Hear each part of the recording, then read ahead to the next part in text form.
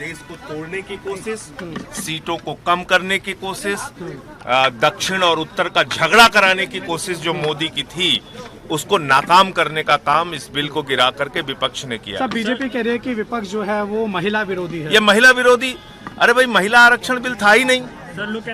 आप बताइए 2023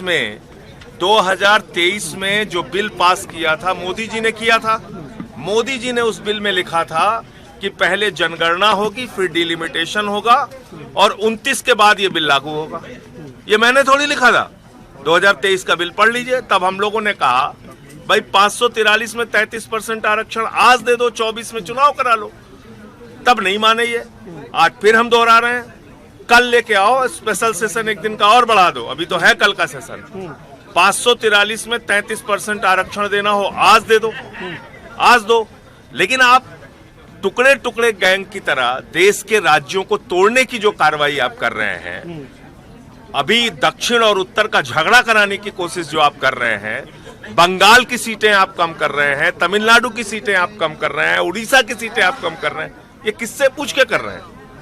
किस आधार पर कर रहे हैं? 2011 का सेंसस कैसे माना जाएगा? आप तो कह रहे हैं 26 में जाति जनगणना आपने शामिल किया, 11 में तो जाति जनगणना शामिल है नहीं। तो आप कैसे उस सेंसस के आधार पर कर देंगे सीटों को बढ़ाने का काम? गिरिराज कह रहे हैं कि सड़कों पर उतरेंगे अब वो लोग। उतरते रहे, सड़कों पे उतरे, टंकी पे नाचे, जो मन में आया करें, टंकी पे चढ़ के नाचे।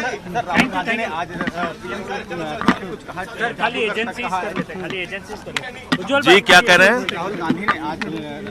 सब ने अपनी बात कही है और हम सब लोग ये मानते हैं कि भारतीय जनता पार्टी टुकड़े टुकड़े गैंग बन के इस देश को तोड़ने का जो काम कर रही थी, दक्षिण और उत्तर के बीच झगड़ा कराने की जो उनकी साजिश थी, बंगाल, उड़ीसा, तमिलनाडु, केरला जैसे राज्यों को सीटें कम करने की जो उनकी साजिश थी और देश में एक विभाजन पैदा करके झगड़ा कराने की कोशिश को इस बिल को हरा के हम लोगों ने नाकाम किया।